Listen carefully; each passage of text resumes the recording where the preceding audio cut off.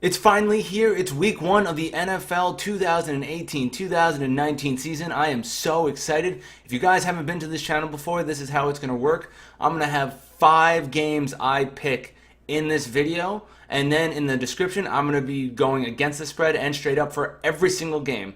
So I'm going to be writing it in the description below. Every single game, what I think is going to happen against the spread and straight up. It will usually come out the day after the video comes out, so come check that out the day after. And please comment and subscribe below after you watch this video. Any support I receive which is just awesome, and any criticism you may have, if it's constructive, I will definitely read up, and I usually answer everyone's comments when they come out or as soon as I possibly can.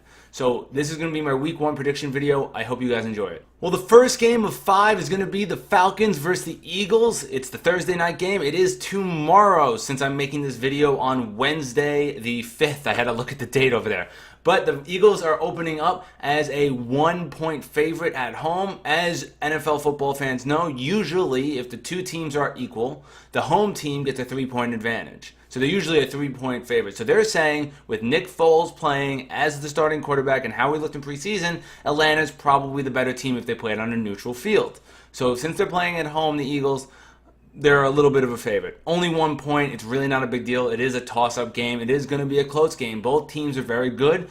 Both teams have deficiencies. I think Nick Foles, even though he won the Super Bowl last year, is not going to do that again. He's not that great of a quarterback. He is very good at spots. He's very flashy, very streaky, like Lucas Duda at first base when he was for the Mets. Very streaky player. Can be very, very good at times, but could also be pretty bad at times. So I think he's going to go back to somewhere in the middle, and the Eagles are going to struggle a little bit because Carson Wentz is a huge part of that team. They do have a really good supporting cast for Nick Foles, but I don't think the wide receivers are as good as people think they are. I think they're all decent. Alshon Jeffrey is a decent one, who's not even going to play, I'm pretty sure. You got Nelson Aguilar, who I actually really do like, but he's a third or a second. So it's really no one that really stands out. Zach Ertz is a very good tight end. Probably third, fourth, fifth, sixth best probably around fifth or sixth best tight end in the league. You do have a great offensive line and a great defensive line. So the Eagles are going to have to really be with that and really focus on that and getting pressure on the quarterback to win this game. Atlanta, on the other hand, has Julio Jones, Mohamed Sanu, Calvin Ridley, who is the star wide receiver they drafted. They got Devontae Freeman, Tevin Coleman, Matt Ryan, who has been pretty good every single year. He's been pretty consistent. And their defense, not so great. So their deficiency is their defense. Now, since Nick Foles is playing, I think that the deficiency on their defense is going to be less shown because Nick Foles isn't as good as Carson Wentz and is not going to be able to take advantage of that as well as Carson Wentz would.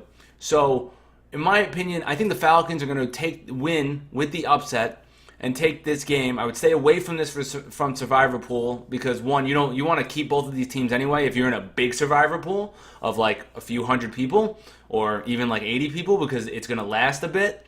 But if you're in a small one too, you don't want to take these teams because no, you don't want to save teams if you're in a small one, a small Survivor Pool like I am. I'm in like a group of 25, but they're playing each other, so it's not a really easy game to pick.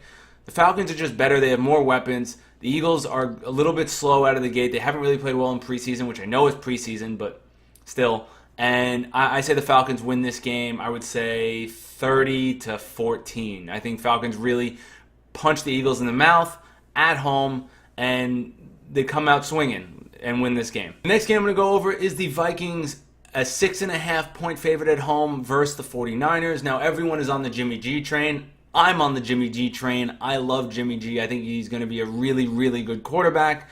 You got some weapons around him, but I don't know if it's enough to beat the Vikings. The Vikings are a really good team. They showed it last year. Yes, Kirk Cousins is going to have a little bit of growing pains in this new system, but you got Dalvin Cook back. You got Stefon Diggs. You got Adam Thielen. And you had a guy in Case Keenum who isn't a great quarterback, who will take a step back this year, or maybe even two, from last year. And now you have Kirk Cousins, who's just a better all-around quarterback. So I think they're going to be able to take advantage of the 49er defense, which is not a great defense. It's pretty good. It's not great.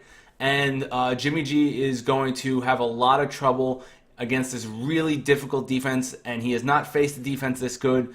I know he faced the Rams last year, but the Rams were kind of already in the playoffs and knew where they were.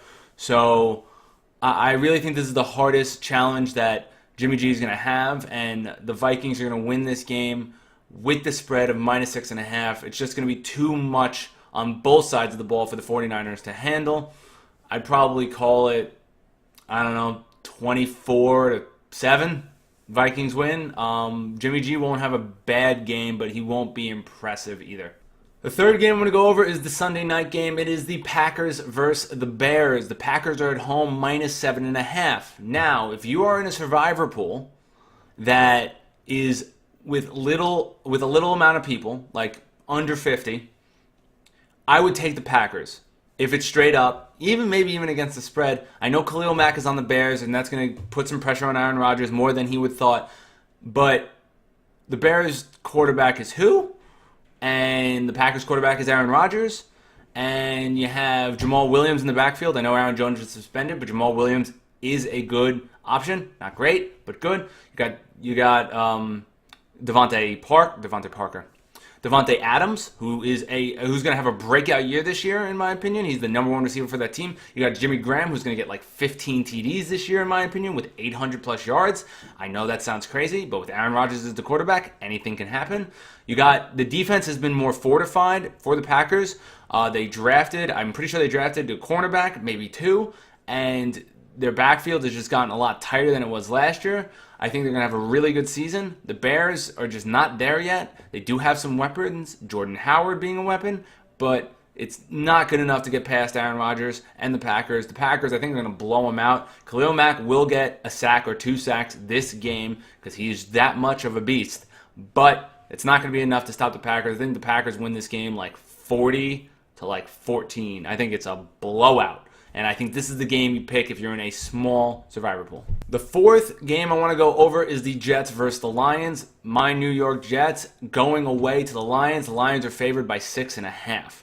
So this is a really hard game to pick because we don't know what Sam Darnold's going to be. If he has 19 TDs this year and 14 interceptions, I'll be thrilled as a Jets fan. And if the Jets go 7-9, I'll be happy. Now, depending on the way they go 7-9, obviously it really depends. If they start off like 5-3 and they end up 7-9, then no.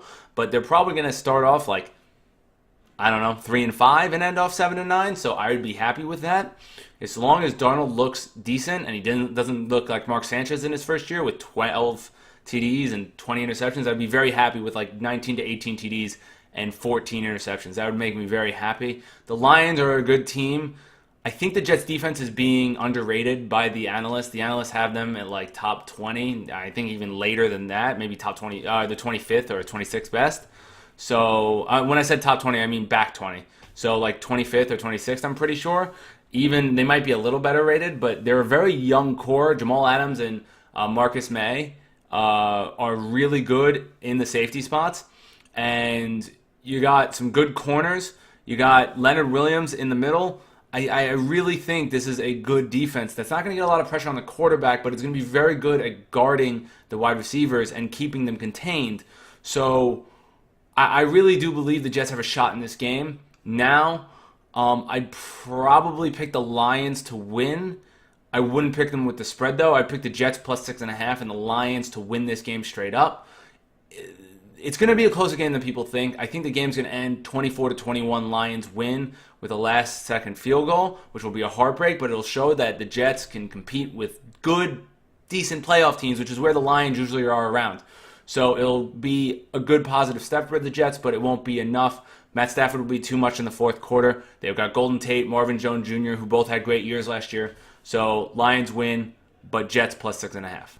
All right, and just quickly, I'm going to pick the Giants to lose against the Jaguars. I think the Jaguars, even though the Giants have a lot more weapons on the offensive side with Saquon Barkley, with Odell Beckham Jr., I think the Jaguars are going to be too much for them.